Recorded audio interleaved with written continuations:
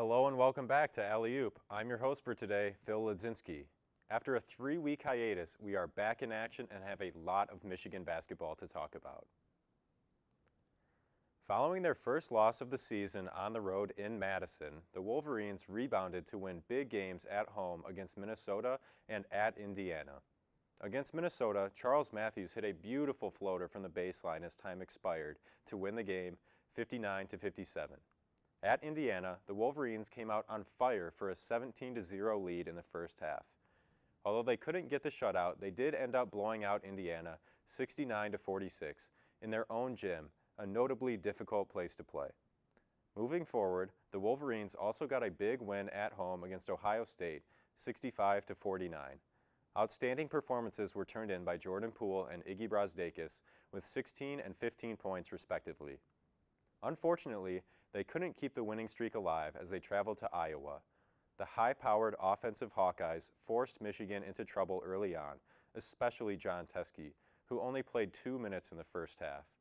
From the get-go, they were playing from behind, and Iowa was consistently able to answer Michigan's potential comeback runs in the second half.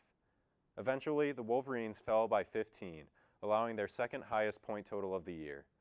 Last night, the Wolverines beat Rutgers on the road 77-65.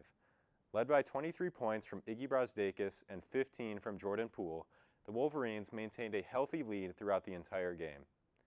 Moving forward, the Wolverines take on Wisconsin at home this weekend, looking to avenge their most important loss thus far this season. The Michigan women are 2-3 in their last 5 games against some powerhouse Big Ten programs. Following a 14-point loss at Iowa, the Wolverines rebounded to win a big game against rival Ohio State by just 4 points.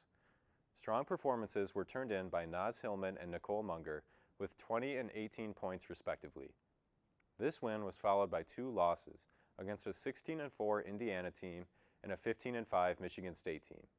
Munger and Hillman had big games against Indiana with 16 points apiece, and Naz Hillman also tacked on 9 rebounds for a well-rounded performance.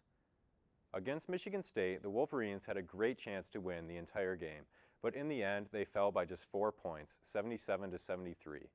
5 Michigan women scored in the double figures, led by Hillman, Church, and Dilk. In a high-scoring affair at Chrysler Center, Michigan won 90-81 over Iowa.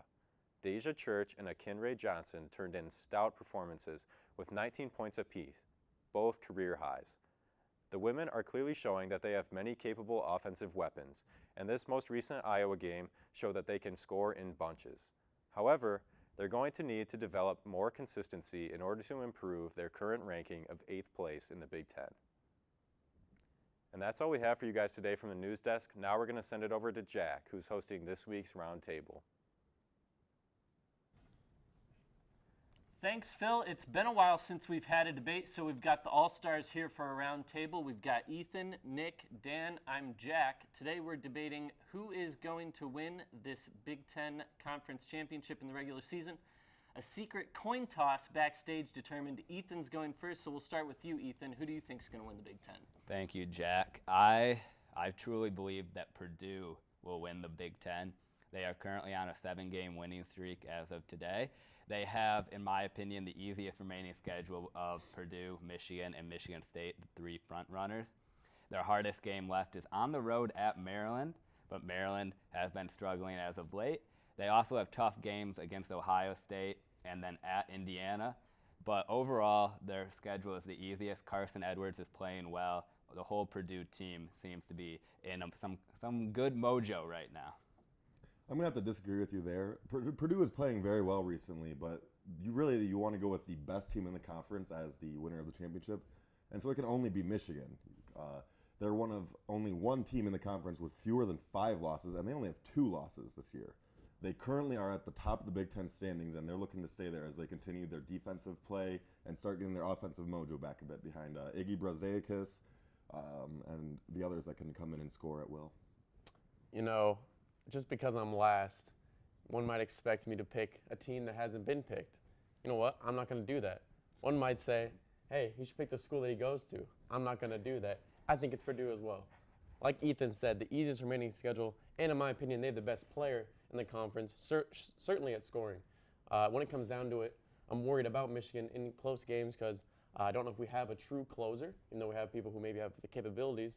We may not have the someone to really take over the game. I think the Minnesota game was a little worrisome at home. We had a 8-point lead bring up the Minnesota second game. half. That shows Michigan's In true the second closer half, as they in win. the second half, and they as went they won with on a a very closer shot. on a very fluky, Closer closed right, the now game out. fluky floater. Let's keep it civil here. Now, Nick, I'll give you a chance to rebut against the two guys going against you.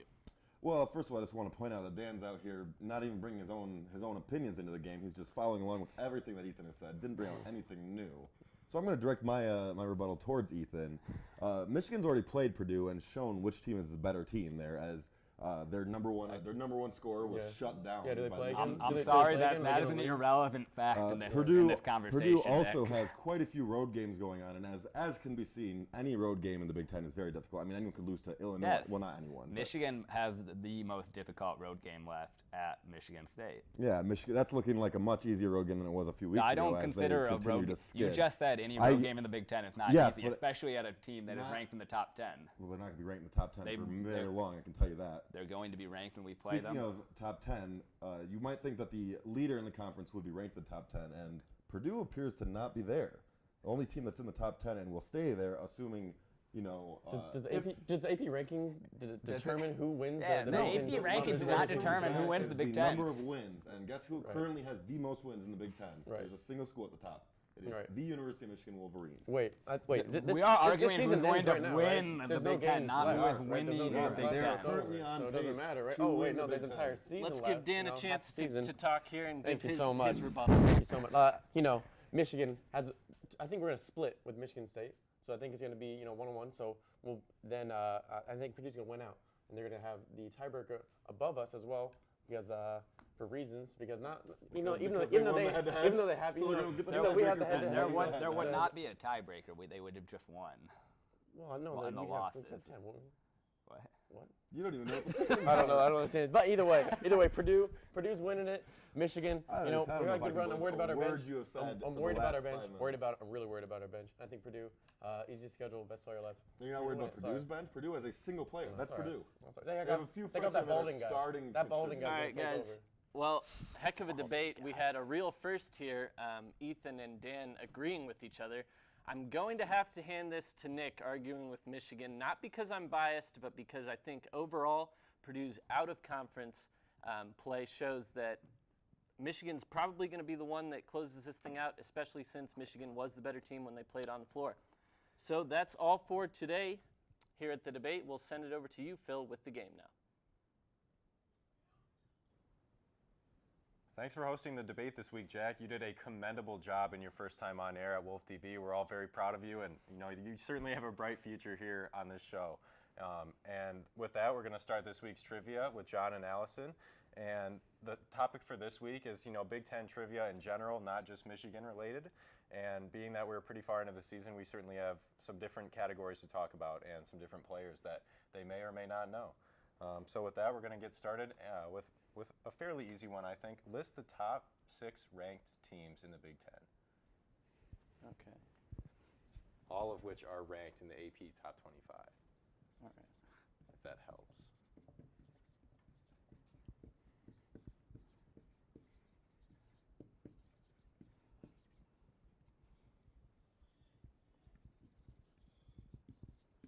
We might need to put a wall up between these two.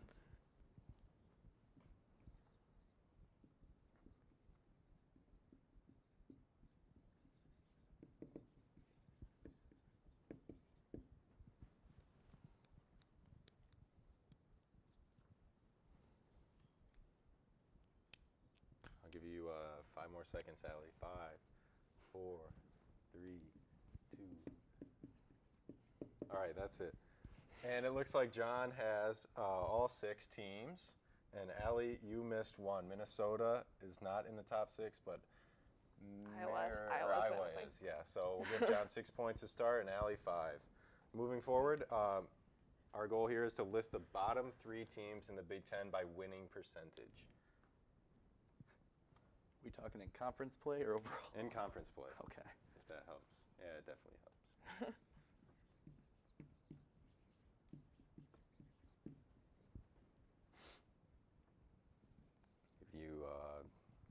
more seconds.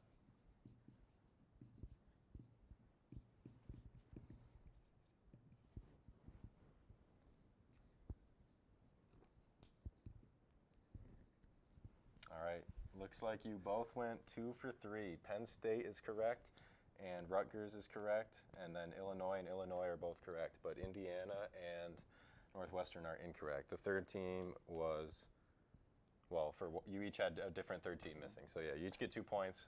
Add that to your totals, which you haven't put down, 6. So John, you got 8. Allie, you got 7. Moving forward, the 3 players with the top 3 assists per game in the Big Ten. I think 2 of these will probably be easy for you, but the third one is a real wild card.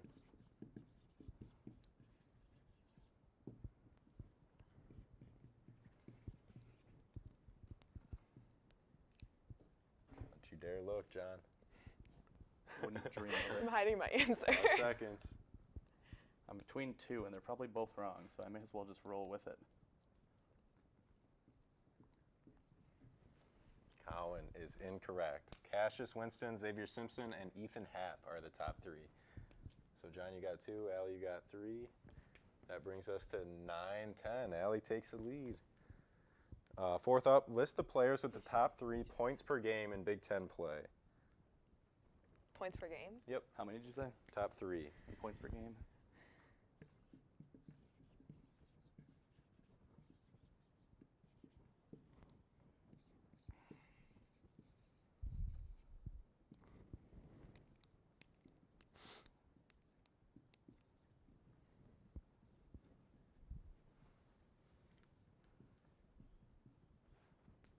All right, 3 on the board. Carson Edwards and Cassius Winston are correct. Ethan Happ is not correct, although you both put him. The next 2 are actually a tie. Or actually, James Palmer Jr. is in second for Nebraska, and then Lamar Stevens is tied with Cassius Winston. And that brings us to, you both got 2 points again, right? 12-12. Oh man, we're tied heading into the final question, which is, list the top 3 scoring offenses in the Big Ten. Really hoping for no tie this week. Let's see if someone can get 3 out of 3.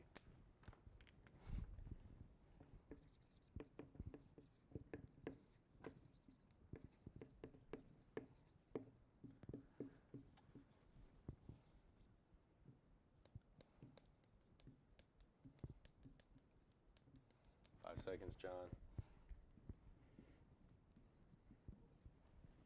Yes, sir. He clutched it out. 3 for 3. Allie, Maryland was not in there. Iowa was. So John takes this one by the narrow margin of 1 point. Thank you guys for an exhilarating debate and helping us, learn a little bit more about what goes on in the Big Ten beyond Michigan basketball. That's all we have for you today from Wolf TV. Be sure to check us out on our social media channels, and we'll catch you next week on everything that is Michigan basketball.